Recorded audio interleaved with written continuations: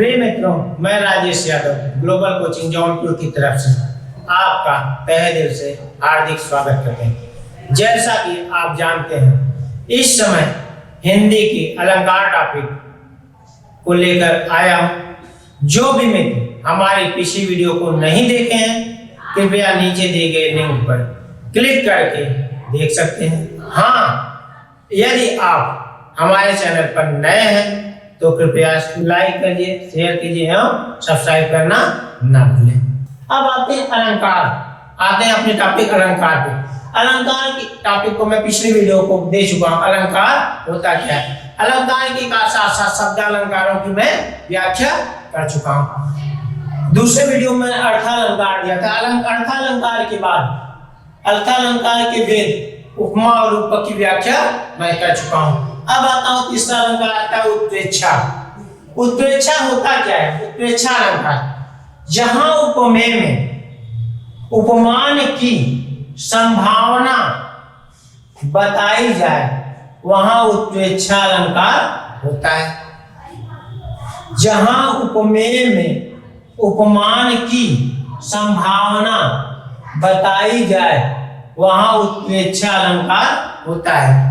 इसके वाचक शब्द जन जानो, मन मानो, जनम मनो आदि होता है। इसके वाचक शब्द जन जानो, मन मानो, जनम मनो आदि होता है।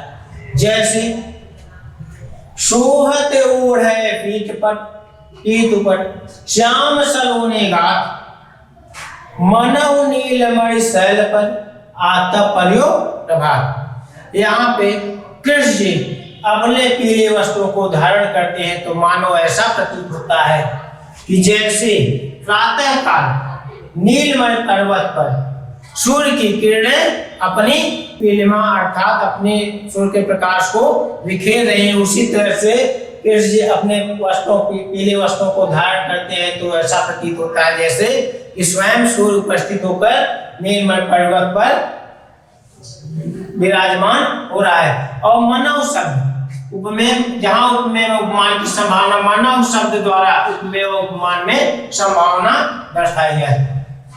दूसरा उदाहरण आते हैं मकराकृत गोपालक शोभत कुंडल कान, धयो मानो ही घर समर, डढ़ियो लसत निशान। यहाँ पर मकराकृत गोपालक है, मकरी मछली के आकार का गोपाल माने कृष्ण जी सोने के कुंडल, शोभत कुंडल कान, कानों में मछली के आकार का कुंडल आने हुए। धयो यो मनो, मनो माने यहाँ पे वाचक शब्द जन जानो, मन मानो,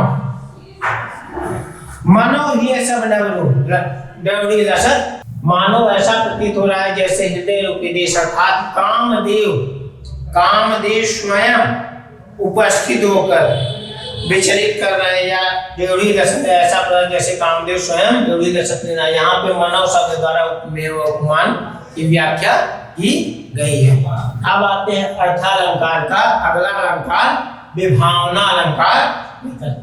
विभावना होता है विधन भावना, विधन भावना, बी का अर्थ होता है विशेष और भावना का अर्थ होता है भावना। कह सकते हो जहां बिना कारण के ही कार्य हो जाए, जहां बिना कारण के ही कार्य हो जाए वहां विभावना अलंकार होता है।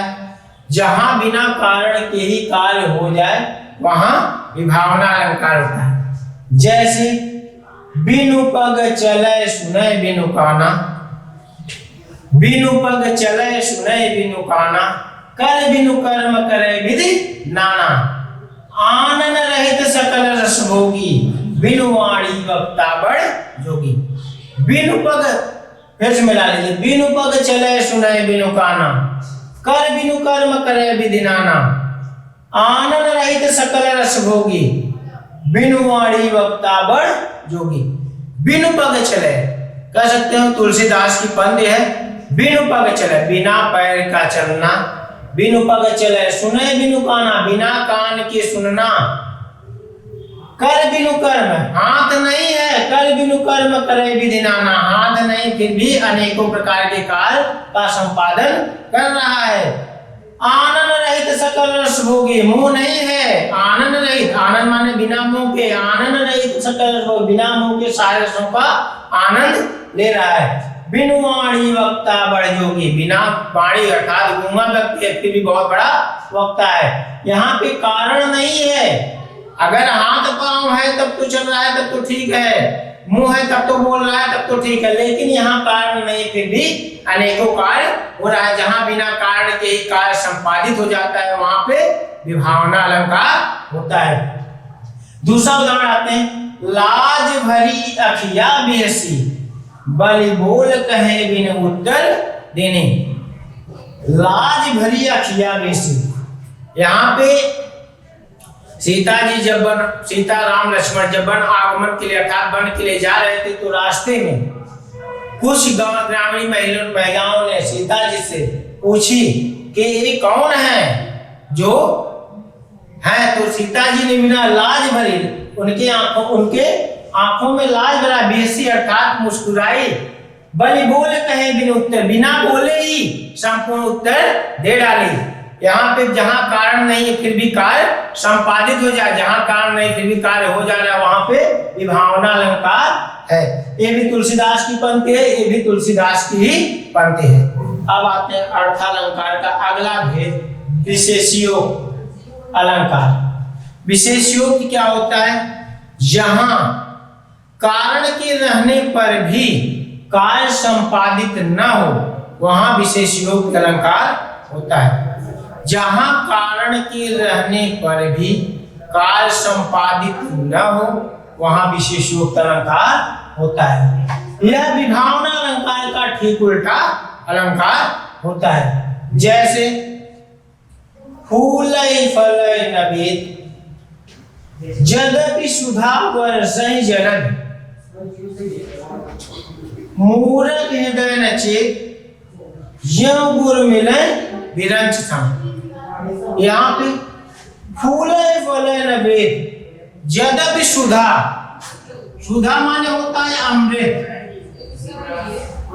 वर्षय जलद कह सकते हो अमृत की बारिश होने पर भी या अमृत रूपी वर्षा होने पर भी वेद के पेड़ में न तो फूल ही ले रहा है न तो फल ही ले रहा है। कारण है, कारण क्या है, अमृत की वर्षा हो रही। मूरख हृदय चेत, यह गुण मिले विरंच, विरंच माने ब्रह्मा, विरंच माने ब्रह्मा, ब्रह्मा स्वयं गुरु के रूप में उपस्थित है। ब्रह्मा स्वयं गुरु के रूप में उपस्थित होकर ज्ञान दे रहे हैं, फिर भी मूर्खों के हृदय में ज्ञान नहीं हो रहा है। अब आते हैं अगला, यहाँ पे कारण है लेकिन फिर भी कार्य नहीं हो रहा है। अगला लाग न उदोपदेश, यद्यपि कहवसो बारह। यहाँ पे शिव माने शंकर भगवान, शिव माने शंकर भगवान स्वयं उपस्थित होकर ज्ञान दे रहे हैं, उपदेश दे रहे हैं, फिर भी किसी के हृदय में उपदेश नहीं आ रहा है। पानी बीच मीन प्यासी, मोय सुन सुन आवे आसी। मछली पानी के बीच में रहने के बाद भी प्यासी है। यहाँ पे कारण है फिर भी कार्य नहीं हो रहा है। मछली का मतलब पानी के बीच में रहने के बाद भी वो प्यासी है, कारण है लेकिन फिर भी कार्य नहीं हो रहा। जहाँ कारण रहता है कार्य नहीं होता है वहां पर विभावना विशेष युक्त अलंकार होता है। अब आते हैं अर्थालंकार का अगला भेद, दीपक अलंकार।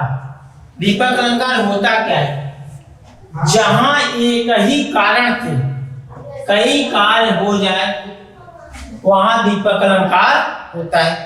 जहां एक ही कारण थे कई कार्य संपादित हो जाए वहां दीपक अलंकार होता है। जैसे कहत, नाटत, रिझत, खीझत, मिलत, खिलत, लज्जात। भरे भवन में करत नैनन ही सो बात।